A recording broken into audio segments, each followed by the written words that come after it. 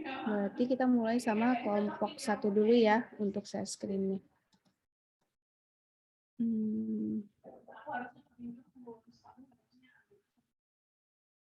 Saya coba teman-teman bisa share screen nggak pekerjaannya yang kelompok 1?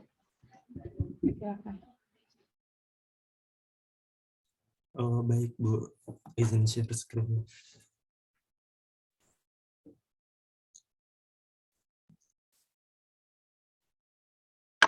Izin, Bu, Hadian udah hadir.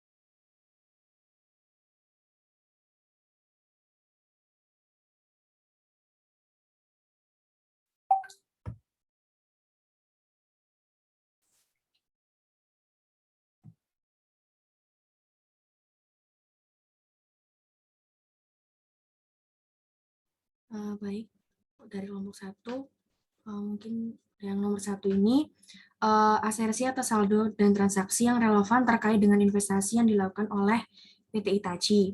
Yang pertama ada asersi atas saldo existence dengan tujuan audit memastikan bahwa nilai investasi milik PT Itachi yang tercantum di neraca itu benar-benar ada. Yang kedua, ada right and obligation, itu memastikan bahwa nilai akun investasi yang disajikan di neraca merupakan hak perusahaan.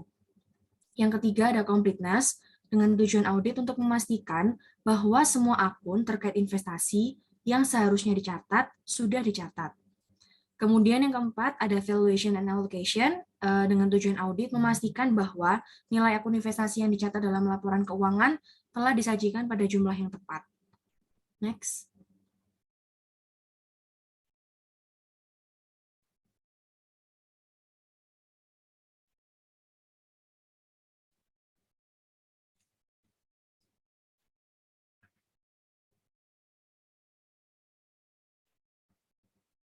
Berikutnya akan dilanjutkan oleh Disa. Baik, selanjutnya ini ada asersi terkait transaksi. Yang pertama yaitu occurrence, yaitu dilakukan untuk memastikan bahwa transaksi investasi yang dicatat di laporan keuangan telah terjadi selama periode akuntansi dan berkaitan dengan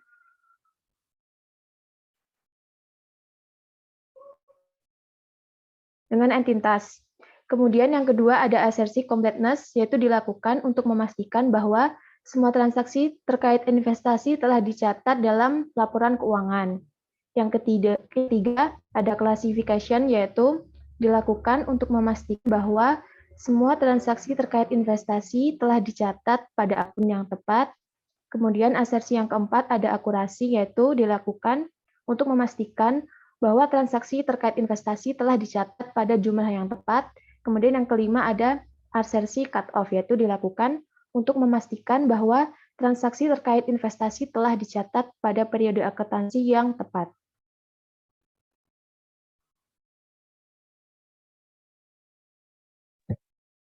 Baik, selanjutnya yang nomor 2 adalah prosedur yang sudah dilakukan dan asersi yang sudah diuji berdasarkan prosedur yang sudah diidentifikasi. Yang pertama, asersi yang sudah teruji merupakan klasifikasi atas transaksi, kemudian valuasi and allocation atas transaksi saldo. Bukti auditnya berupa inquiry, berupa wawancara dengan prosedur audit, melakukan wawancara secara langsung dengan manajer keuangan terkait tujuan investasi perusahaan dan mekanismenya dalam hal klasifikasi akun investasi. Kemudian asersi yang sudah teruji yang kedua adalah occurrence atas transaksi existence yang bukti auditnya berupa konfirmasi dan vouching. Dengan prosedur audit berupa memeriksa transaksi terkait investasi ke dokumen melalui konfirmasi ke broker andalan sejati. Kemudian yang ketiga adalah completeness, akurasi transaksi. completeness, evaluation, and allocation atas saldo dengan bukti audit berupa tracing dengan prosedur audit memeriksa dari dokumen ke jurnal transaksi terkait pencatatan investasi dan meninjau mekanisme pembebanan transaksi oleh perusahaan. Kemudian asersi yang keempat adalah akurasi atas transaksi, kemudian valuasi and allocation atas saldo dengan bukti audit berupa rekalkulasi dengan prosedur audit melakukan rekalkulasi atas beban bunga dari tingkat suku bunga pasar yang digunakan. Kemudian yang kelima adalah valuation and allocation dengan bukti audit berupa konfirmasi dengan prosedur melakukan konfirmasi ke bursa efek dalam hal meninjau kesesuaian harga pasar setiap jenis investasi yang dimiliki perusahaan.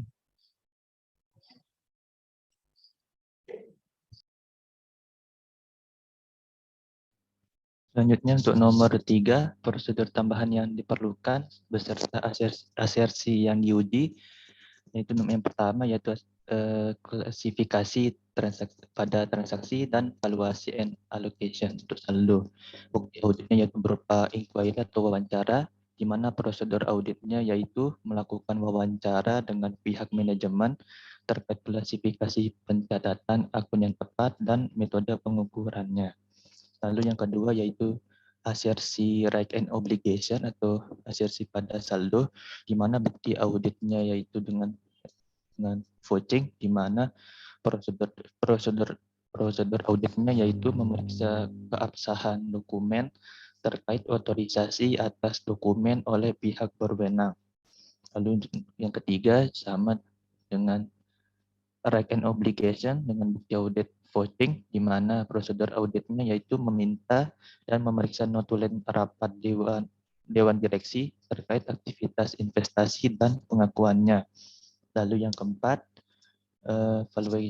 valuation and allocation, asersi saldo, di mana bukti auditnya yaitu dengan rekalkulasi, dengan prosedur melakukan rekalkulasi atas amortisasi dan pendapatan bunga atas investasi pada obligasi.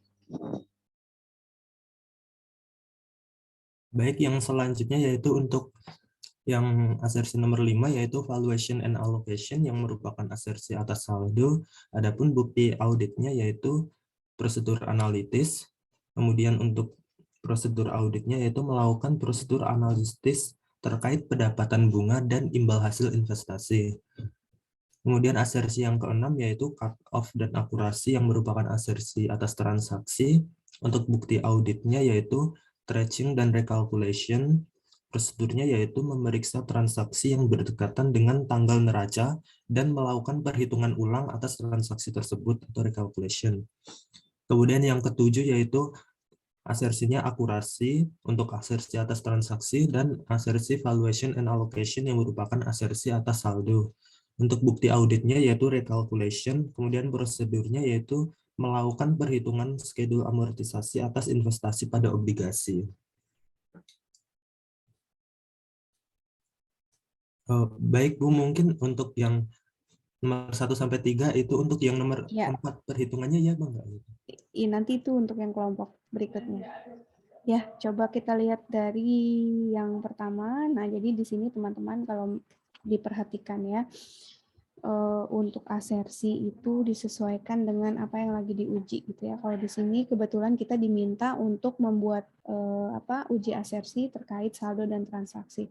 Nah, kalau kalian perhatikan ya, asersi terkait transaksi itu mungkin kalau kalian lihat namanya itu agak mirip-mirip ya. Sebenarnya gimana sih mau membedakannya gitu ya antara asersi untuk transaksi dan asersi atas saldo. Nah, kalau misalkan kalian perhatikan di sini ya, ini contohnya adalah asersi untuk saldo. Nah, di sini berarti kalau kalian perhatikan asersinya itu tujuan auditnya itu sebenarnya terkait dengan saldo akunnya, gitu ya. Jadi di sini tidak bicara terkait dengan prosesnya, tapi saldonya diuji. Nah, contohnya apakah saldonya itu benar-benar ada ya keberadaannya. Apakah saldo yang tercantum itu memang right and obligation-nya sudah ada di kita gitu ya. Apakah saldonya itu sudah mencakup semuanya gitu ya, apakah sudah komplit atau belum. Dan penyajiannya seperti apa, dan juga penilaiannya apakah sudah sesuai atau belum gitu ya. Nah, kalau misalkan turun lagi Mas, boleh. Nah, kalau di asersi transaksi, nih teman-teman bedakan ya. Yang diuji adalah keandalan dari proses transaksinya, gitu ya. Jadi kalau occurrence, nanti kita pastikan bahwa transaksi pembelian sahamnya itu benar terjadi, gitu ya. Walaupun sebetulnya nanti memang ekses nanti dia akan ada pengaruhnya juga terhadap kebenaran saldo, gitu ya. Nah, tapi di sini fokusnya lebih ke keandalan dari transaksinya gitu ya. Nah, di sini completeness bahwa semua transaksi investasi sudah dilakukan oleh PT Itachi sudah dicatat. Nah, kalau kalian lihat berarti kalau ini terpenuhi ya, completeness ini terpenuhi, transaksi investasi ini terpenuhi, sebetulnya completeness di saldo juga nanti bisa ikut terpenuhi gitu ya. Tetapi sebenarnya bisa jadi nanti fokusnya agak sedikit berbeda. Karena yang kita perhatikan kalau di transaksi ini dia lebih ke detail bukti-bukti, otorisasi, SPI gitu ya. Nah, kalau di saldo nanti kita fokusnya adalah ya kebenaran dari saldonya juga. Walaupun sebetulnya ditopang juga oleh kebenaran dari transaksinya. Nah, nanti mungkin ini slightly different ya, bedanya tipis-tipis, tapi dibedakan dengan fokus yang mau kita periksa itu apa. Oke, di sini akurasi kita apa tadi ada occurrence, completeness, classification ya. Nah, transaksinya dicatat pada akun yang tepat. Berarti kalau di sini kebanyakan kita lihat dengan ke ini ya, ke vouching gitu ya, ke dokumen-dokumen yang ada. Akurasi, nah dicatat pada jumlah yang tepat serta cut off ya. Oke, nah itu jadi sedikit perbedaan antara sudut pandang ketika kita menguji asersi dalam transaksi dan saldo. Ya walaupun ya mungkin ada beberapa yang menganggap sebetulnya kan kalau misalkan transaksinya sudah valid nanti saldonya juga ikut valid juga gitu ya memang. Tapi di sini ya ada perbedaan sedikit gitu ya. Penekanannya apa yang diperiksa gitu. Oke, kita lanjut ke nomor 2. Nah, nanti mungkin yang jadi PR teman-teman coba diidentifikasi sekarang ya untuk beberapa siklus yang kita pelajari untuk yang UAS ini ya ada aset tetap, pendapatan beban, kas ya, dan yang pertama ini apa ya? Yang siklus pertama itu investasi ya. Nah, nanti di situ kalian coba definisikan, jadi cara belajarnya ya, didefinisikan, dicatat gitu. Jadi dibedakan mana sih sebetulnya yang masuknya itu ke uji asersi transaksinya, mana yang masuk ke uji transaksi saldonya. Gitu ya, jangan sampai ketukar-ketukar. Nanti itu bisa membantu teman-teman caranya bikin kayak gini gitu ya untuk semua siklus yang kita pelajari. Jadi nanti ketika belajar teman-teman bisa lebih menghemat waktu. Nah, terkait juga dengan metode ini ditambah ya dengan bukti audit dan metodologi auditnya. Ini sudah bagus.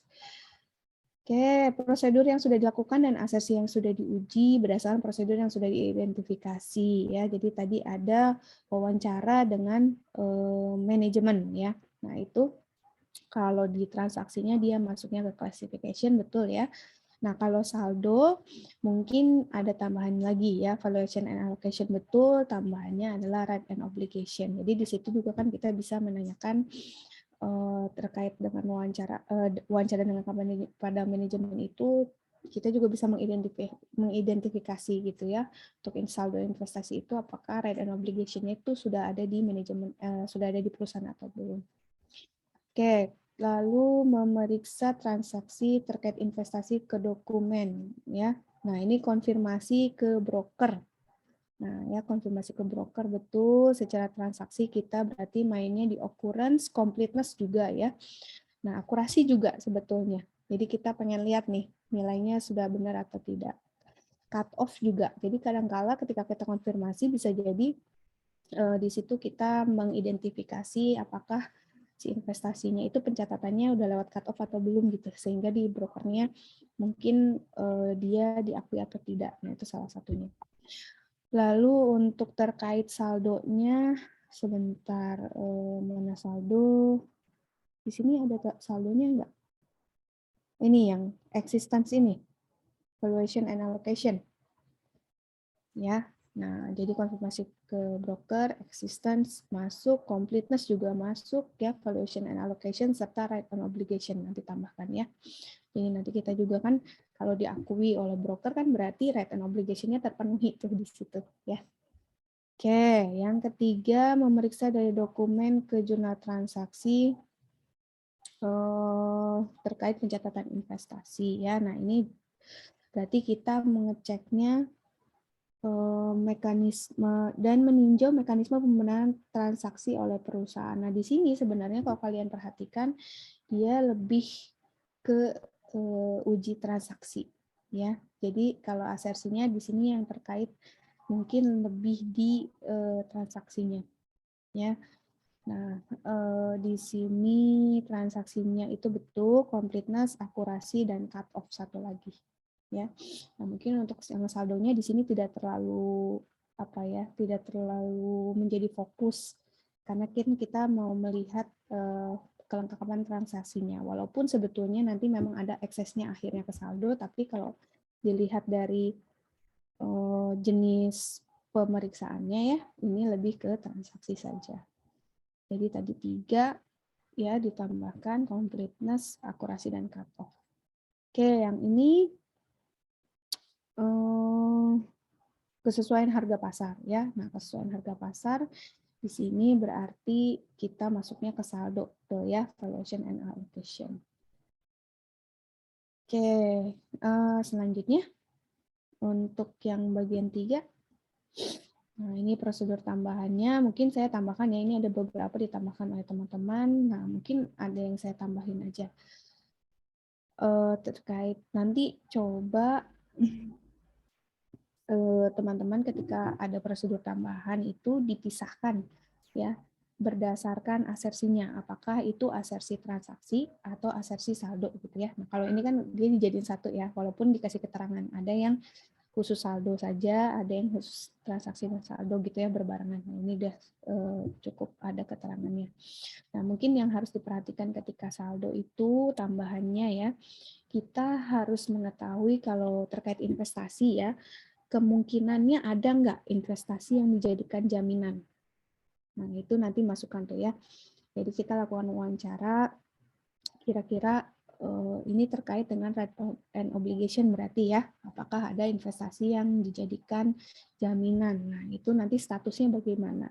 Nah, itu satu.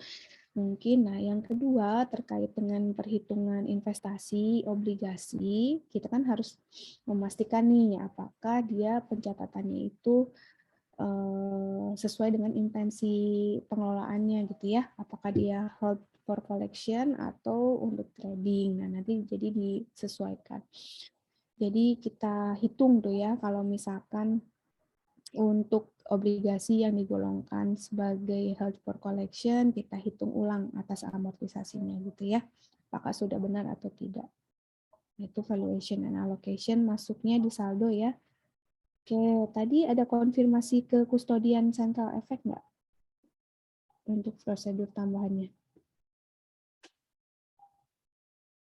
Nah, itu kita juga bisa ya melakukan konfirmasi ke kustodian untuk mengetahui terkait eksistensi, right and obligation, dan completeness. Ya, mungkin itu tambahannya ya, beberapa. Terima kasih untuk kelompok 1. Silakan lanjutkan untuk kelompok 2. Baik, Bu. Terima kasih, Bu.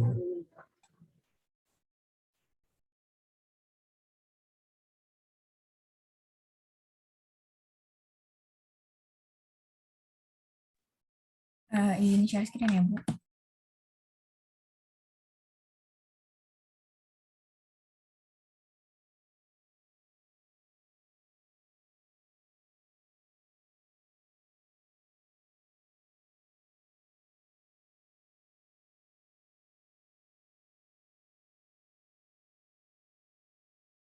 Baik, untuk kelompok 2 kami akan menjelaskan di kasus 1 di nomor 4. Untuk yang pertama terkait perhitungan akan dijelaskan oleh Cynthia. Silakan. Baik, yang pertama terkait perhitungan Mbak, suaranya kurang jelas ya? ini Iya, ya, Cynthia jadi masih putus-putus. Iya, kayaknya sinyal deh Mbak Cynthia. putus-putus. Apakah sudah terdengar, Bu? Ya, sudah. Saya izin off cam dulu ya, Bu. Iya, nggak apa-apa Mbak. Jadi yang pertama, bonnya didapatkan pada tanggal 1 Juli 2019 dengan jumlah 2.151.631.471. Ini dari mana? Ini dari nilai bonnya sebesar 2.073.000.000 sekian ditambah dengan biaya brokernya sebesar 77 juta. Kenapa biaya brokernya dimasukkan ke nilai bond? Karena bondnya ini termasuk bondnya dimiliki untuk mendapatkan biaya bunga. Jadi biaya brokernya dimasukkan ke nilai bond. Kemudian bunganya dibayarkan setiap tanggal 1 Juli, sehingga pembayaran berikutnya adalah tanggal 1 Juli tahun 2020. Nah, untuk cash paid-nya, dia adalah sebesar 240 juta. Ini didapat dari bunga kupon sebesar 12% dikali dengan nominal bondnya sebesar 2 juta, sehingga didapat nilai 240 juta. Nah, kemudian untuk interest expense-nya adalah dengan memberikan market rate sebesar 10%. Ini kenapa memakai 10% bukan yang 11% adalah karena biaya brokernya itu dimasukkan ke nilai bond, sehingga rate yang digunakan adalah yang 10%. Didapatkan nilai sebesar 214 juta sekian. Kemudian untuk amortisasinya sebesar 24 juta sekian, ini didapat dari cash paid, interest received dikurangi dengan interest revenue. Kemudian nilai amortisasi ini akan mengurangi carrying amount-nya atau carrying value-nya, sehingga didapat nilai sebesar 2.126.000.000 sekian. Kemudian untuk jurnalnya nanti, karena ini kita berada di akhir periode 2019, sehingga harus dicari nilai interest-nya pada tanggal tersebut, yaitu tanggal 31 Desember 2019, yaitu dengan cara untuk interest receive-nya dikalikan dengan setengah atau 6/12, 6 bulan per 12 bulan, sehingga didapat nilai 120 juta. Untuk interest expense-nya didapat nilai sebesar 107.581 sekian, dan untuk amortisasinya sebesar 12.418.000 sekian. Kemudian untuk pada tanggal 1 Juli 2021, untuk interest receive-nya sebesar 240 juta dan interest revenue-nya sebesar 212.617.370.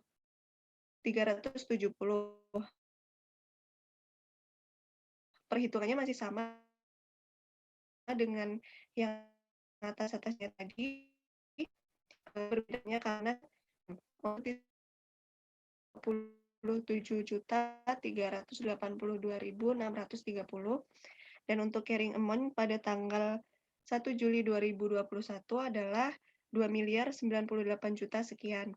Kemudian untuk 1 Juli 2022, interest receive-nya masih sama 240 juta. Untuk interest revenue-nya sebesar 290.879.107. Untuk amortisasinya berkurang sebesar 30.120.893. Dan untuk carrying amount pada tanggal tersebut adalah 2.068 juta sekian. Kemudian pada tanggal 1 Juli 2023, interest receive-nya masih sama, 240 juta.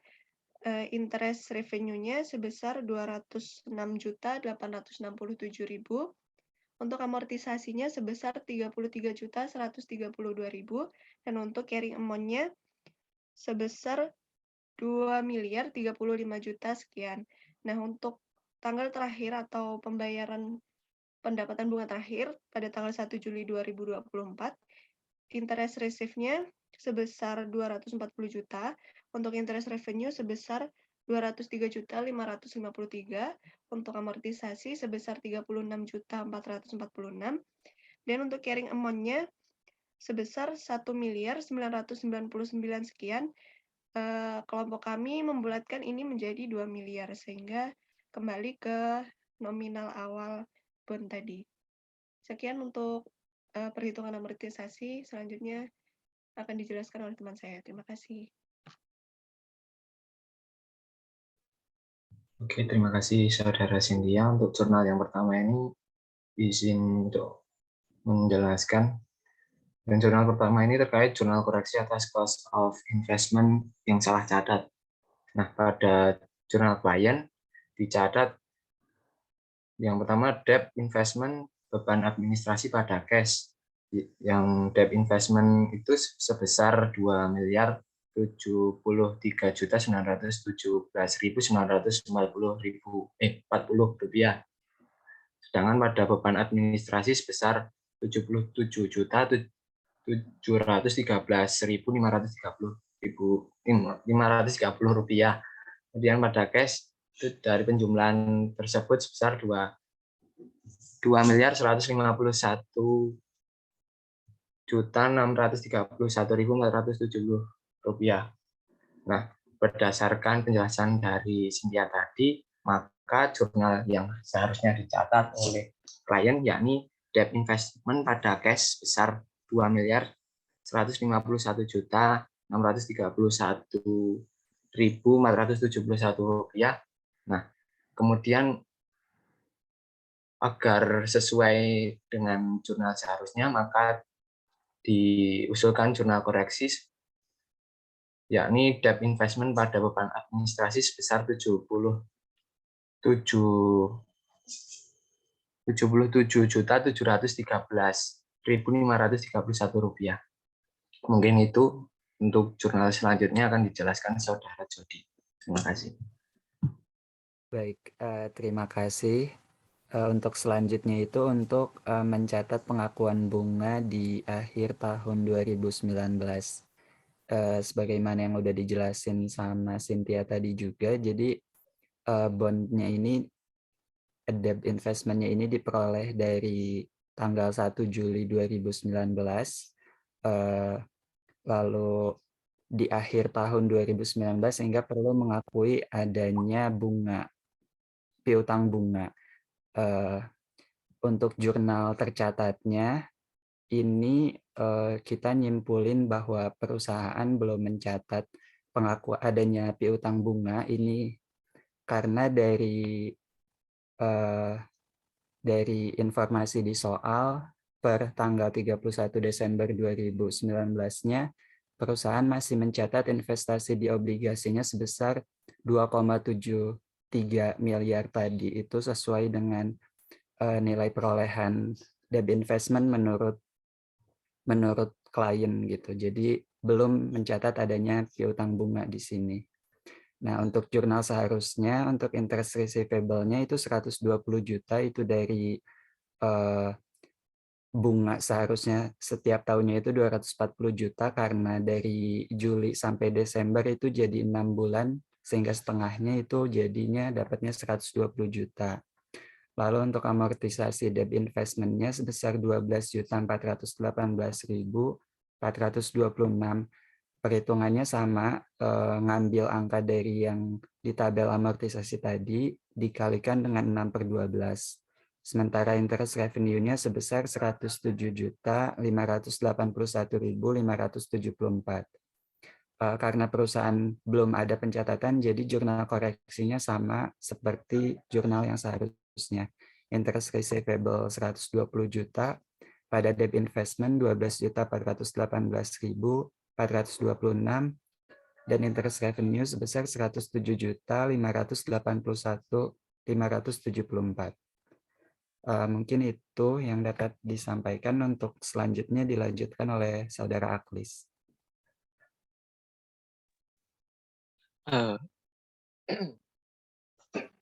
Terima kasih atas kesempatannya.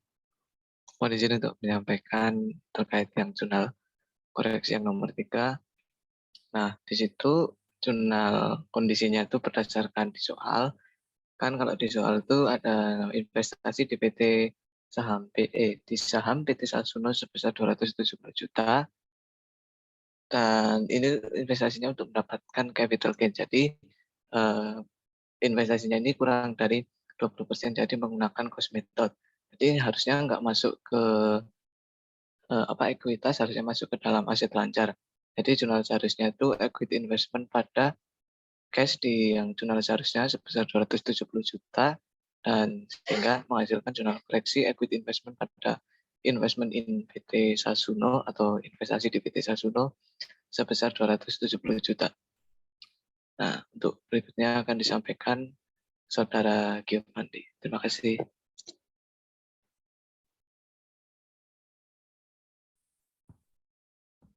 Baik, terima kasih kesempatannya. Selanjutnya saya akan membahas jurnal yang keempat.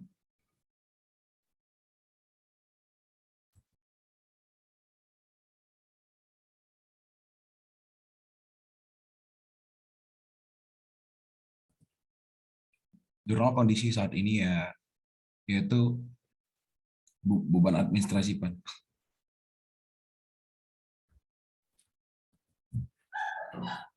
Beban administrasi pada cash sebesar 2 juta, yaitu atas salah catat beban fee broker, yang dimana seharusnya klien itu harus mencatat jurnal seharusnya itu beban komisi broker pada cash sebesar 2 juta. Nah, jurnal koreksi yang kami berikan pada kasus ini yaitu beban komisi broker pada beban administrasi sebesar 2 juta.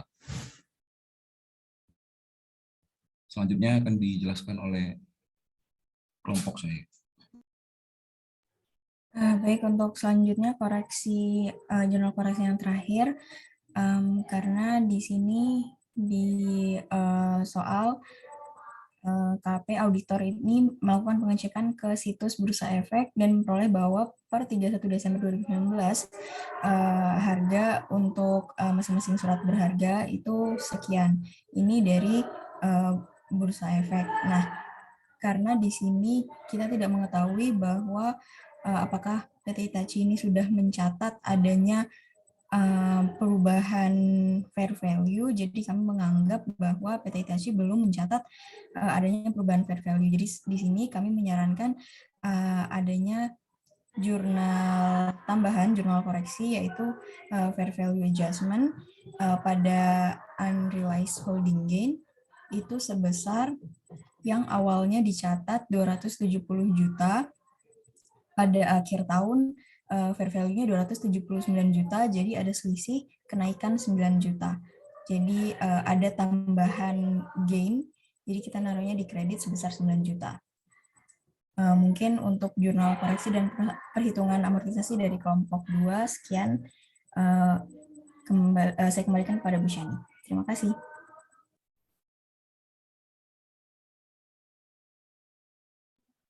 Baik ya. Coba saya lihat di atas dulu ya. Nah, ini adalah kondisinya kita berinvestasi ya di obligasinya premium, diskon, atau at par nih teman-teman. Premium, Bu. Premium. Premium itu terjadi ketika apa? Coupon rate-nya lebih besar dari market rate. Betul ya, coupon rate-nya lebih tinggi daripada rate di pasar.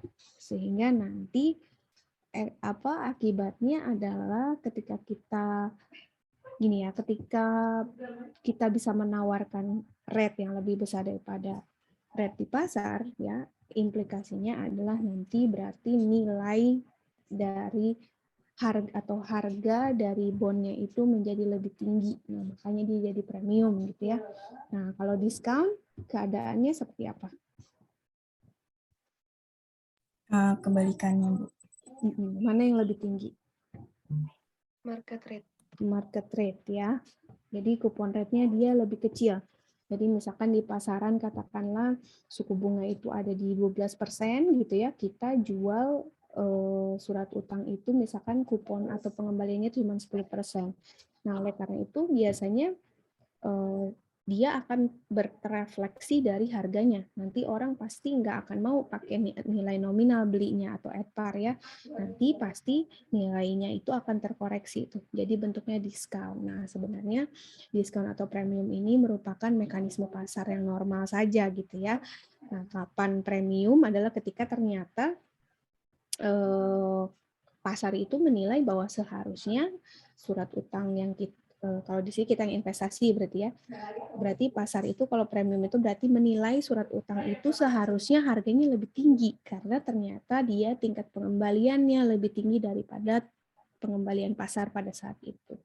Ya, nah kalau diskon kebalikannya, pasar itu menilai bahwa ternyata surat utang itu seharusnya nilainya lebih rendah gitu ya, karena tingkat pengembaliannya itu lebih rendah dibandingkan tingkat pengembalian pasar pada saat itu. Nah, jadi teman-teman nanti jangan ketukar-tukar ya, terutama ketika melakukan jurnal amortisasinya. Nah, di sini ketika kita menggunakan hold for collection ya atau hold to maturity berarti kita gunakan amortisasi. Nah, ketika mengamortisasi, ketika kita mengkapitalisasi, ketika ada biaya-biaya terkait dengan surat utang tersebut, maka kita masukkan juga gitu ya di perhitungan amortisasi cost-nya. Oleh karena itu, bunga yang kita gunakan ya untuk di interest revenue-nya itu bukan yang bunga pasar 11%, tetapi yang sudah memperhitungkan, sudah disesuaikan dengan biaya transaksi yang kita keluarkan gitu ya. Jadi yang kita gunakan adalah 10%. Oke, ini sudah betul ya amortisasinya. Nah, karena di sini ada penyesuaian 6 bulan ya. Coba boleh turun ke bawah. Nah, ini adalah penyesuaian untuk beban administrasinya ya. Harusnya dia dikapitalisasi ya ke debt investment kita. Lalu ini yang penyesuaiannya 6 bulan ya. Nah, ingat kalau amortisasi untuk premium nanti dia nilai debt investment-nya pasti berkurang gitu ya amortisasinya. Untuk nanti akhirnya coba naik ke atas lagi sedikit Mbak Salwa ya. Nah, ini nanti di akhir periode ya carrying value-nya itu menjadi seharga nilai nominalnya gitu ya. Jadi di sini 2 miliar berarti nanti di tahun berapa? 2000 berapa terakhirnya? 24 ya. Nah, seperti itu. Ya, baik, boleh ke bawah lagi. Ini penyesuaiannya betul ya untuk 6 bulan. Nah, ini reclass. Nah, ini untuk di sini di soal ada ya catatan yang fee broker ini. Saya belum nemu nih teman-teman. Di poin yang mana ya? Gimana, Bu? Yang ini nih, yang koreksi salah catat fee broker ini.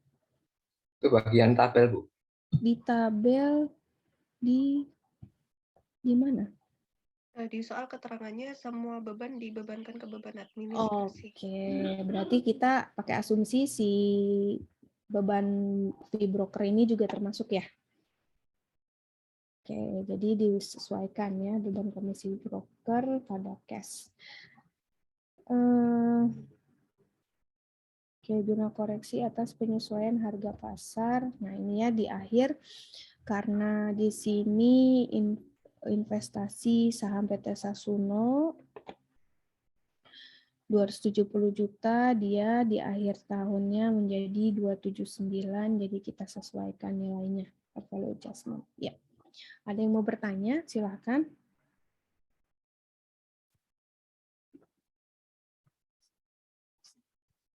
Oke, nanti gini ya. Kalau misalkan kalian waktunya cukup, ya. Ketika mengerjakan ini kan butuh source yang banyak nih ya. Kita bikin jurnal kondisi, jurnal seharusnya, jurnal koreksi gitu ya. Nah, kalau misalkan untuk menghemat waktu, saya bolehkan teman-teman isi jurnal koreksi saja. Jadi untuk yang jurnal kondisi dan seharusnya silahkan dioret-oret aja gitu ya. Jadi menghemat waktu buat teman-teman. Soalnya kalau ini ditulis semua takutnya nanti kelamaan nulisnya gitu ya. Karena kan nanti offline. Tapi kalau misalkan teman-teman merasa bisa memanage waktunya dengan baik, bisa tiga-tiganya juga boleh. Tapi kalau misalkan ingin menghemat waktu, ya silakan jurnal kondisi dan seharusnya tuh dioret-oretannya aja. Nanti cukup yang jurnal koreksinya aja gitu ya. Jadi saya nggak mewajibkan untuk bikin tiga-tiganya, ya karena ini cukup menghabiskan waktu. Oke, itu mungkin ya untuk soal yang 1. Terima kasih kelompok 1 dan kelompok 2. Kita lanjutkan ke kelompok 3 dan seterusnya untuk soal yang kas dan setara kas. Untuk audit atas kas di bank. Nanti kita lihat ya rekonsiliasi banknya seperti apa. Silakan. Izin share screen Bu ya. Boleh, silakan.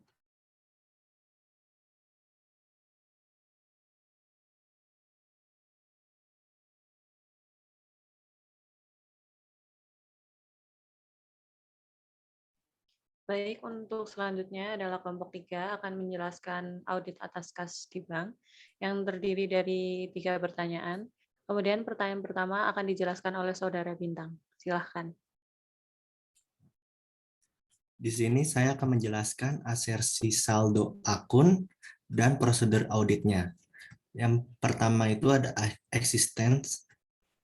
PT Jejalu ini sudah mengirimkan konfirmasi ke bank dan sudah melakukan vouching. Yang kedua itu ada valuation and allocation. PT Jejalu ini juga sudah melakukan rekonsiliasi bank dan sudah melakukan vouching. Selanjutnya itu ada asersi saldo akun yang belum dilakukan oleh PT Jejalu. Yang pertama itu right and obligation, di mana PT Jejalu ini belum memeriksa jika ada kas di bank milik perusahaan lain. Yang kedua itu ada completeness. PT Jejalu ini juga belum melakukan tracing dari bukti transaksi kas ke catatan kas. Untuk pembahasan asersi transaksi akan dilanjutkan oleh Saudara Dandi. Baik, terima kasih Saudara Bintang. Di sini saya akan melanjutkan untuk menjelaskan dari asersi transaksi yang sudah dan belum dilakukan oleh klien. Yang pertama, untuk asersi yang telah teruji, di sini ada occurrence dengan prosedur auditnya, itu telah melakukan vouching dokumen-dokumen. Kemudian untuk yang telah dilakukan juga, yang kedua itu ada akurasi, di mana untuk prosedur auditnya itu sudah melakukan rekonsiliasi bank dan juga vouching dokumen-dokumen. Kemudian untuk asersi dan prosedur audit yang belum dilakukan, yang pertama itu ada asersi completeness. Di sini belum melakukan tracing dari bukti transaksi kas ke catatan kas. Kemudian yang kedua itu ada asersi cut off, di mana di sini belum melakukan pemeriksaan transaksi yang mendekati tanggal neraca. Kemudian untuk asersi classification juga di sini belum dilakukan, yaitu dengan prosedur belum memeriksa jika ada kas yang dibatasi penggunaan yang sehingga belum teruji.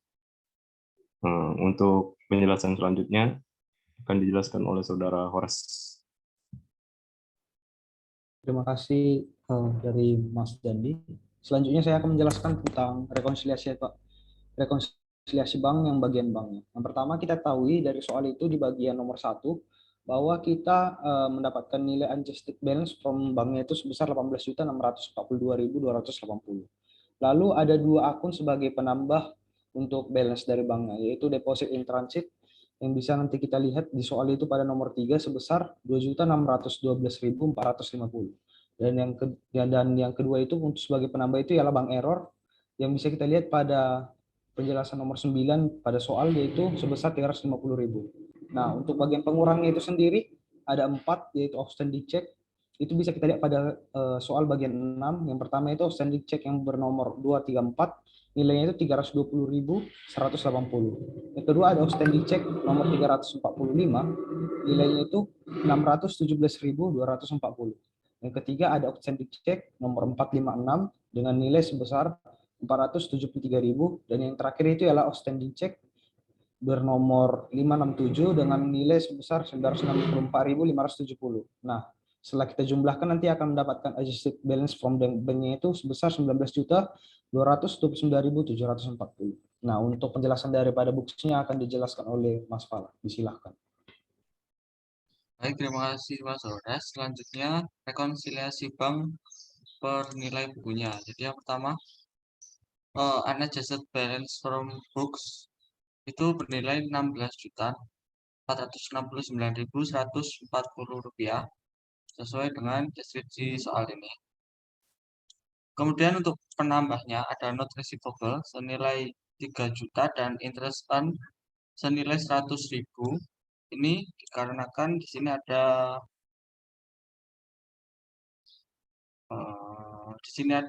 keterangan di nomor 8, bank telah menagihkan piutang wesel perusahaan sebesar 3.100.000 termasuk di dalamnya biaya bunga 100.000 sehingga ini kami pisahkan.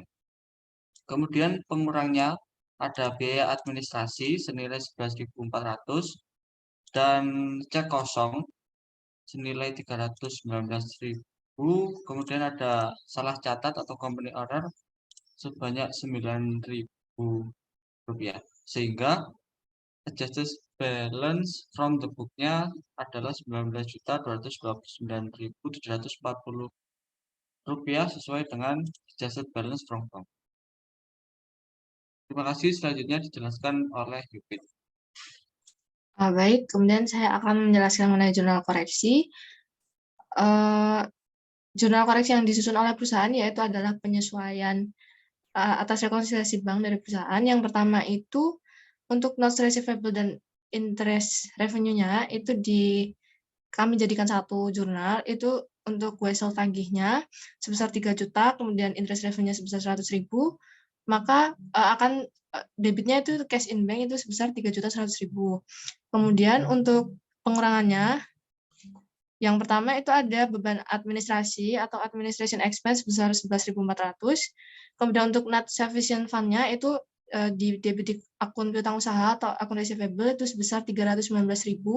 Kemudian untuk company error yaitu berupa beban reparasi atau repair expense sebesar 9.000 itu kami jadikan satu juga, akan membuat kredit cash in bank itu totalnya 339.400. Saya kembalikan ke Aul.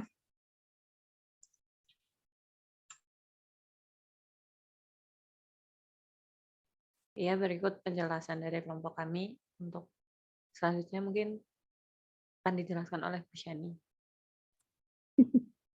Oke, kita lihat ke atas sebelumnya ya.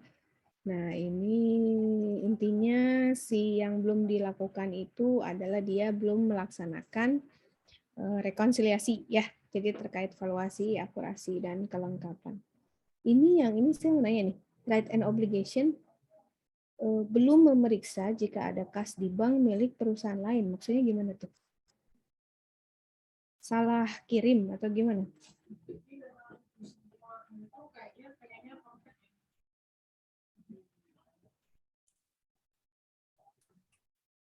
Iya Bu, sepertinya salah kirim. Iya. Dari PT Jejalurnya. Oh, mungkin iya lebih atau mungkin maksudnya ini kali, right and obligation terkait dengan cut off-nya mungkin, atau bagaimana? Misalkan ada transfer harusnya masuknya di periode sekarang ya, atau di periode nanti tapi sudah masuk gitu ya, mungkin itu ya, nanti diperbaiki bahasanya ya. Oke, yang rekonsiliasinya boleh turun. Nah, ini teman-teman ya, jadi ketika kita melakukan rekonsiliasi, nanti setiap transaksi yang ada di keterangan itu kita kelompokkan kira-kira dia itu mempengaruhi pertama dulu ya. Nanti kita lihat dia itu mempengaruhi balance yang mana nih, saldo yang mana. Apakah saldo di bank kita atau saldo di neraca, di catatan kita. Nah, nanti baru kita identifikasi juga pengaruhnya itu apakah menambah atau mengurangi gitu ya. Nah, di sini contohnya untuk yang saldo di bank, ada deposit in transit. Jadi sebetulnya dia sudah dikirimkan, tapi karena ada waktu lag-nya gitu ya, maka kita tambahkan di balance from saldo di bank. Lalu di sini ada kesalahan dari bank ya, bank error. Errornya kenapa nih dia ceritanya? Sebentar. Itu bank salah membebankan, Bu. Salah membebankan ya, jadi harusnya tidak dibebankan, tapi dia sebesar 350. Coba lihat soalnya sebentar. Boleh lihat soalnya. Nomor Mana? 9. Itu di keterangan nomor 9. Nomor 9. Bank salah membebankan ya sebesar 350.000 ya. Oke. Nah, ini jadi dia kita tambahkan. Lalu kita deduct ada outstanding check. Jadi di sini kita kurangkan ya, belum dikurangi dari saldo di bank sekitar 4 ya, ada outstanding check di 4 nomor ini kita kurangi. Lalu untuk yang catatan di buku kita ada not receivable yang belum dicatat sebesar 3 juta, interest earned dari bunga dari bank berarti ya, belum kita catat, jadi kita tambahkan. Nah, kita kurangi dengan biaya-biaya admin yang belum dicatat, NSF, dan company error. Nah, jadi ternyata di sini sudah sama ya, sudah balance antara saldo di bank dan saldo di buku. Baru kita buat jurnal koreksinya. Di sini kas di bank disesuaikan sebesar 3 juta ya, dan 100.000. Tuh 3.100.000 ya. Nah, di sini kas di bank juga kita sesuaikan beban administrasi, tuh piutang usaha dan beban reparasi. Apakah kita buat jurnal koreksi juga di catatan buku kita? Enggak ya, ini sudah memperbaiki penyesuaian di catatan buku kita. Nah, jadi disesuaikan untuk nilai kas di banknya ya. Oke, ya mungkin udah betul untuk yang soal nomor 2. Ada yang mau bertanya? Silakan. Terkait soal nomor 2.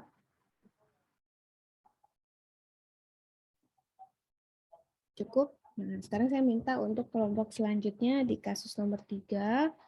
Nah, tapi mungkin kita bagi ya. Saya minta untuk kelompok 3 yang pertama itu sebentar. Yang pertama itu prosedur audit ya, dijelaskan, dan usulan jurnal koreksinya untuk 2 transaksi saja. Yang pembelian mobil baru ya, yang transaksi 1 Oktober membeli mobil baru. Nah, lalu yang transaksi 1 Mei 2020. Nanti sisanya dijelaskan oleh kelompok 5 ya. Oke, silakan.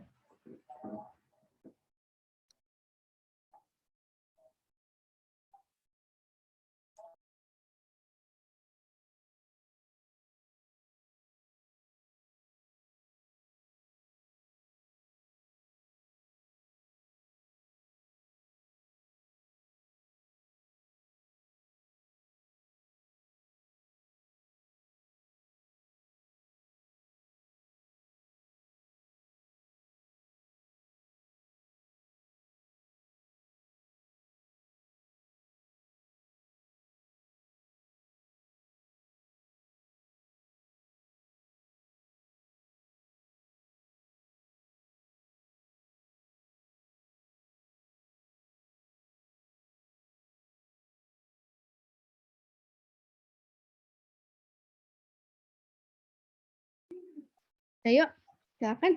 Untuk kelompok 4, waktunya 15 menit lagi. Kelompok 4 dan kelompok 5.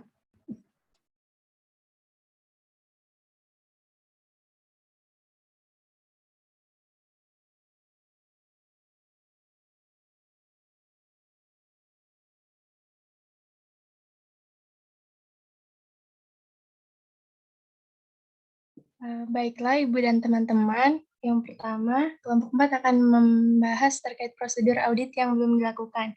Prosedur audit yang pertama yaitu melakukan pemeriksaan fisik atas aset tetap, asersi yang diuji yaitu eksistensi, tujuannya untuk memastikan bahwa aset tetap yang dimiliki klien itu benar-benar ada. Yang kedua, melakukan perhitungan kembali atas beban depresiasi, asersi yang diuji yaitu akurasi, tujuannya untuk memastikan bahwa aset tetap sudah dicatat dengan nilai yang tepat. Prosedur audit yang keempat itu melakukan tracing dari bukti transaksi aset tetap ke catatannya. Asersi yang diuji yaitu completeness, tujuannya untuk memastikan bahwa transaksi terkait aset tetap telah dicatat dengan lengkap. Yang terakhir, memeriksa dokumen kepemilikan aset tetap. Asersi yang diuji yaitu right and obligation, tujuannya untuk memastikan bahwa aset tetap merupakan hak legal yang sah milik perusahaan. Selanjutnya akan dijelaskan oleh Aunur.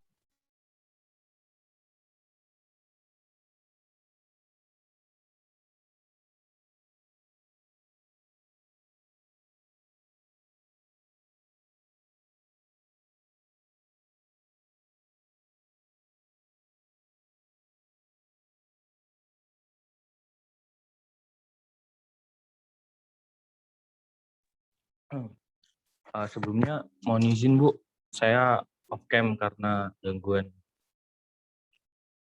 jaringan.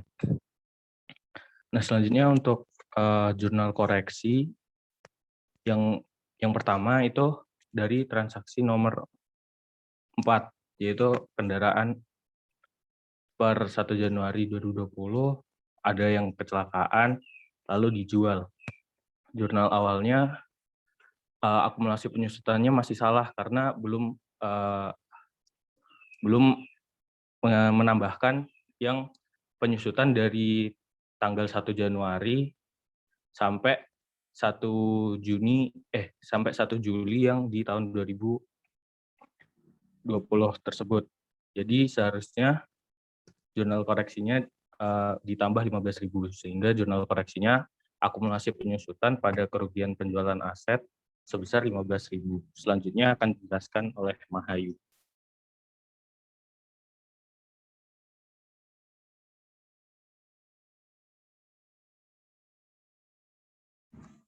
Izin Bu, saya juga off cam karena agak putus-putus dari tadi. Selanjutnya untuk jurnal yang ini dari transaksi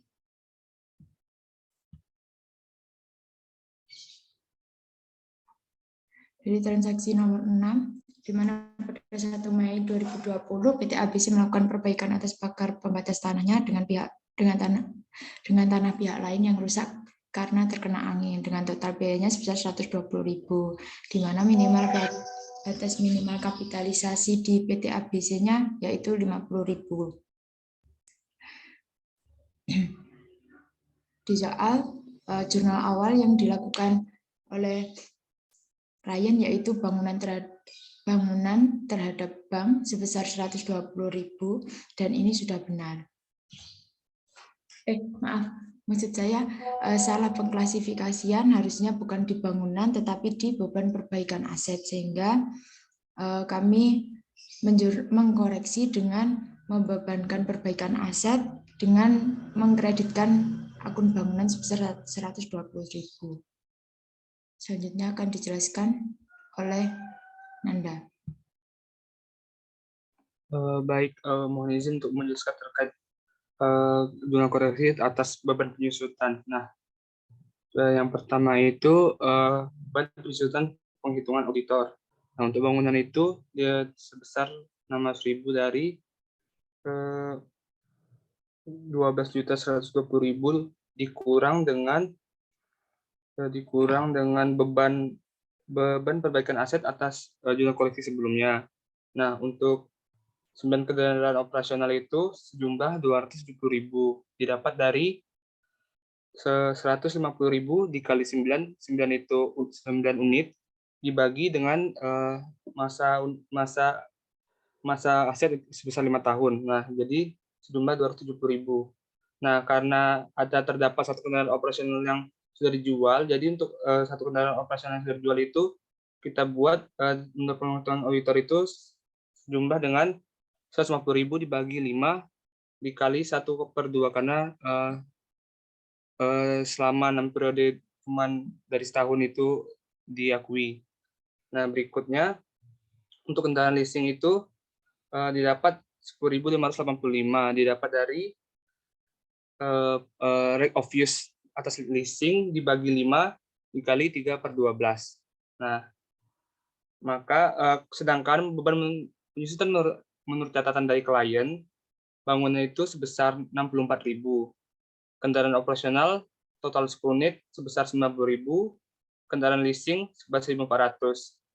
Sedangkan peralatan 62.500. Nah, maka jurnal koreksi yang harus dibuat yang pertama, beban penyusutan bangunan pada akumulasi penyusutan bangunan sebesar 536.000.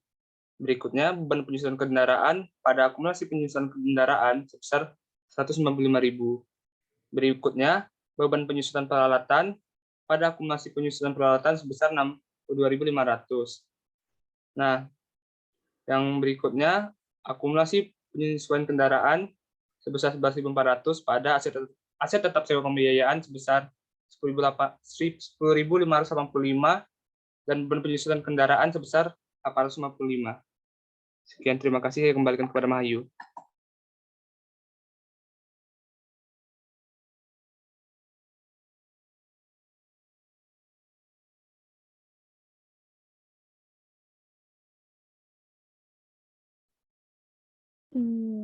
Oke ya. Nah, ini penyusutannya teman-teman yang lain gimana?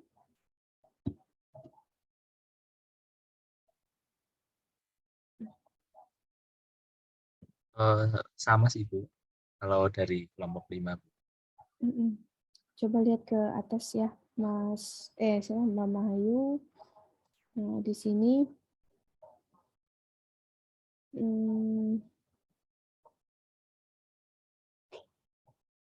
di atas lagi yang uji asersi. Nah, ini prosedur audit yang belum dilakukan ya untuk tujuan, berarti ini asersinya saldo akun ya? Iya, Bu. Oke, saldo Benar, akun Bu. itu ada 4 ya, eksistensi, right and obligation, completeness, satu lagi valuation and allocation. Jadi akurasi ini dia adanya di transaksi ya, nanti disesuaikan. Bukan di saldo akun. Oke, ini untuk biaya penyerahan tadi mobil ya. Nah, seharusnya kita menambah 15.000 ya mengakui karena ada ini nih akumulasi penyusutan sebesar 15.000. Oke, nah harusnya dia 75.000 tapi sebelumnya 60.000, makanya kita sesuaikan ya. Nah, di sini kerugiannya seharusnya tidak sebesar sebelumnya kita catat ya, karena ternyata nilai penyusutannya itu sudah besar. Berarti kan nilai bukunya seharusnya lebih kecil gitu ya, overstated dia. Jadi disesuaikan. Oke ya, ini untuk bangunan pagar. Nah, mungkin dia berapa batasan minimal kapitalisasinya? 50.000. 50.000 ya. Nah, walaupun secara akuntansinya sudah benar ya, itu dikapitalisasi 120.000, tapi kita bicara masalah kewajaran ya. Untuk bangunan di sini pagar kayaknya 50.000 terlalu rendah ya. Apalagi kalau kalian lihat di situ dia menambah fungsi atau menambah volume enggak kan ya? Dia memperbaiki kondisi kembali ke semula gitu ya. Nah, berarti kan tidak ada upgrade-nya. Nah, tidak seharusnya kita mengkapitalisasi. Makanya di sini kita akui sebagai beban. Oke, ini untuk penyusutannya. Sekian. Ya, nah sekarang untuk kelompok terakhir, silakan. Untuk kelompok 5, kita lihat kertas kerja schedule pendukungnya seperti apa.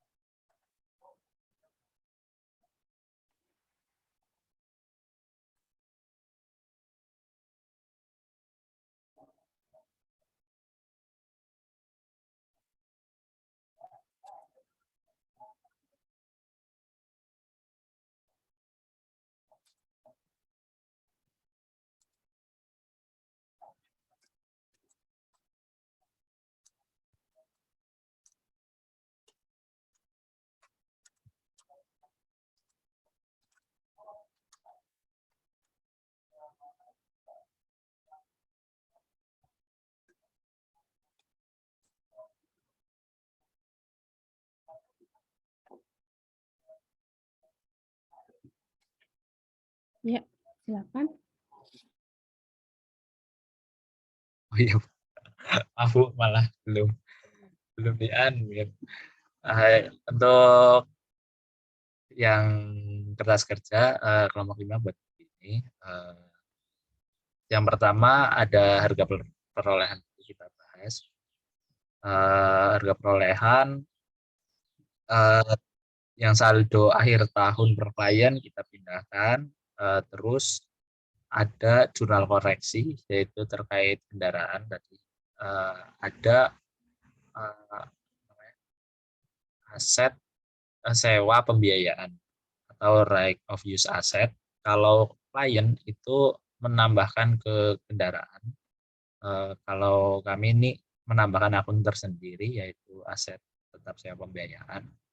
Jadi berdasarkan tadi penghitungan fair value itu ketemu 211.696 dari 151 sekian ditambah dengan uang mukanya.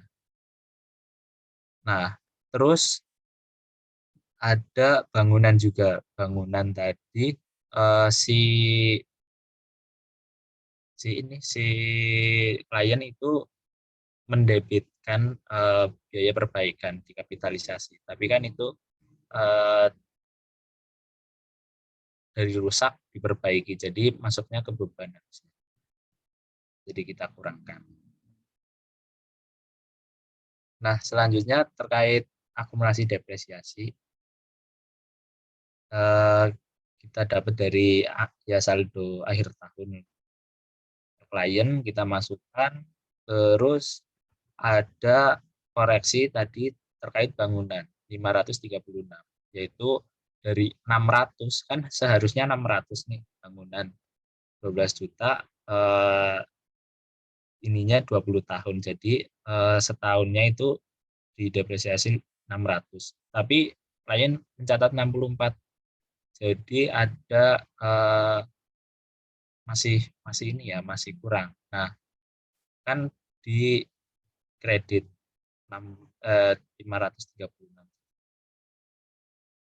Jadinya itu total 1.800.000 untuk 3 tahun.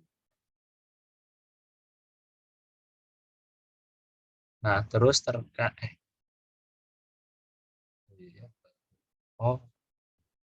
ini penambah sama pengurang ya teman-teman. Takutnya ini keliru. Ini penambah sama pengurang kalau kita itu debit dan kredit ya.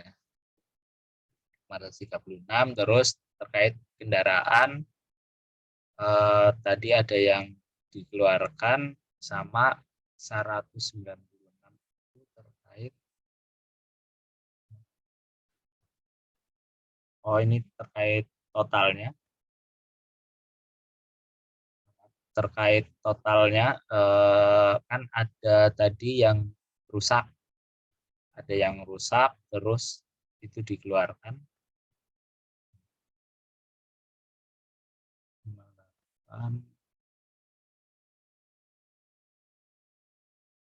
Yang rusak sama yang aset sewa pembiayaan kan masuk ke sini, dikeluarkan ke sini, terus 195 ini udah total semua.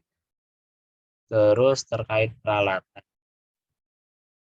juga ada koreksi di sini. Nah, terus kita menambah nilai bukunya berapa sih? Jadi totalnya untuk tanah begini ini tinggal menjumlahkan yang di atasnya. Nah, terus terkait aset tetap sewa pembiayaan, pengurangnya kita masukkan ke atas ini karena right of use asset itu kalau misalkan dulu itu mengurangi right of use asset ya. Jadi di sini. Terus untuk catatan pemeriksaan ini maaf ya teman-teman, kita singkat jadi cuma merujuk ke ini kasus 3 sama schedule sewa. Terus terkait kesimpulan ya menurut pendapat kami saldo aset tetap masih terdapat salah saksi. Jurnal koreksinya terlampir. Nah, dibuatnya oleh Joko, diperiksanya oleh Budi. Terus tanggalnya ini enggak ada informasi di soal, jadi kita asumsinya seperti ini. Untuk periode laporan keuangan sudah ada di soal juga 31 Desember 2020. Oh, untuk tanggal ujian ya. Gitu, Bu. Oke ya, jadi di sini teman-teman pisahkan antara aset leasing dengan non leasing ya. Nah ini mau keluar nih aset tetap sewa pembiayaan. Oke,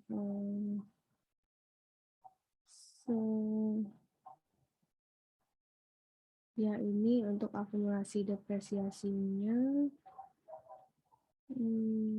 Ini jadinya kita pakai yang bawah ini ya, yang nilai bukunya. Ini cuma itu sih Bu, nginfoin aja sih Bu kalau nilai bukunya seperti Yang berarti yang akumulasinya yang bawah ini. akumulasi depresiasi yang ini. Oke. Ya, kalau di sini jadi kita keluarkan yang paling ketara ya, kita keluarkan aset leasing dan yang bukan leasing. Ya, teman-teman yang lain ada yang mau komentar, silakan.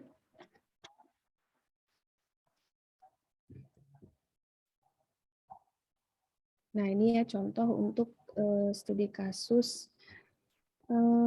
Nanti untuk latihannya soal ujian tahun lalu ya, nanti coba saya carikan jawabannya mungkin nanti di minggu depan ya. Di apa? Untuk jadi bahan latihannya teman-temannya di minggu depan. Nanti saya kasihnya untuk yang soal tahun lalu. Jadi teman-teman, walaupun ini praktek audit, nanti ketika ujian diharapkan teman-teman juga belajar membaca kembali lah ya AKSK-nya, terutama di bagian-bagian uji asersinya.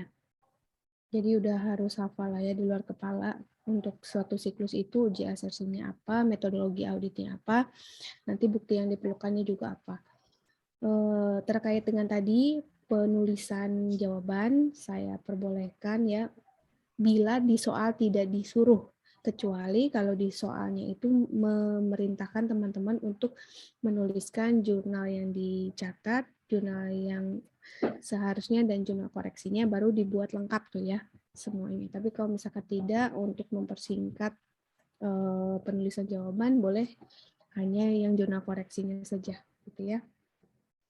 Mungkin itu aja untuk perkuliahan hari ini ya. Terima kasih atas kehadiran teman-teman. Nanti minggu depan kita ada kuliah umum. Udah ada gambarnya. Siapa ini yang bikin? Buatan siapa ini? Rizky. Oh, Rizky. Oke, makasih banyak ya.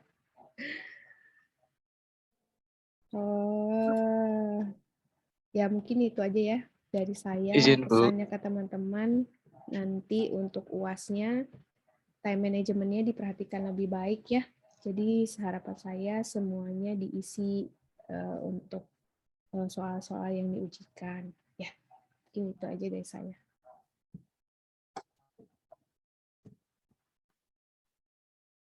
Apa ini? Izin Bu. Ya, ntar aku pakai juga deh.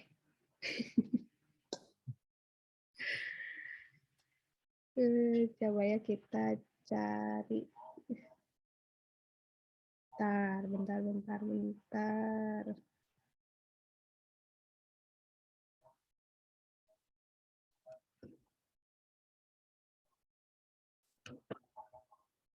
Nah, udah ya.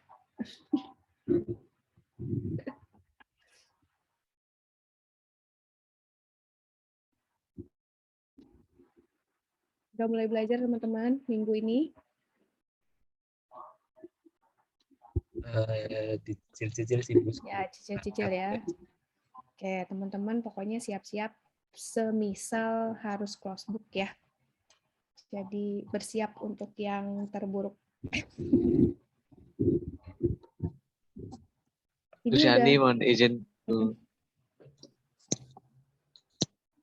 Iya, please. Ya, karena ini pertemuan terakhir, karena besoknya mau kuliah umum, jadi saya mewakili teman-teman kelas 626, mohon izin untuk menyampaikan sepatah dua patah kalimat gitu buat pertemuan terakhir ini, Bu. Ya, boleh, silahkan. Oke, mohon izin ya, Bu. Jadi yang pertama saya mau ucapin terima kasih sudah pasti kepada Ibu atas bimbingannya selama ini. Pertama buat 2 semester ya, Bu. Dan di matkul praktik ini juga.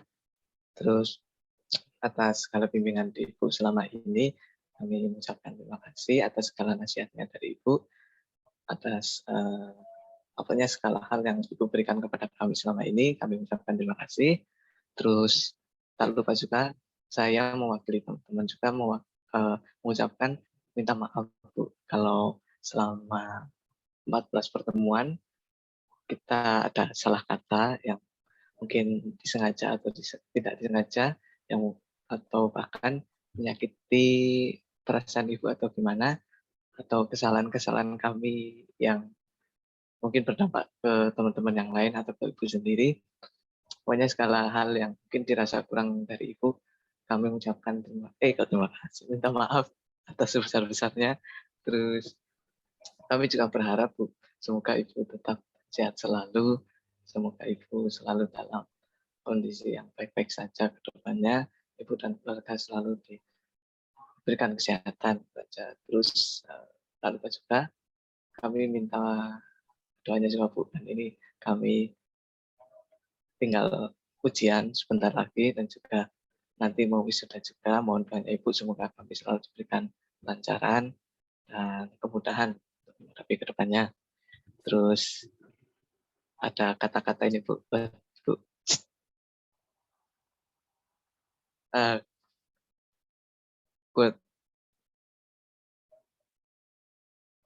Apa, Agnes?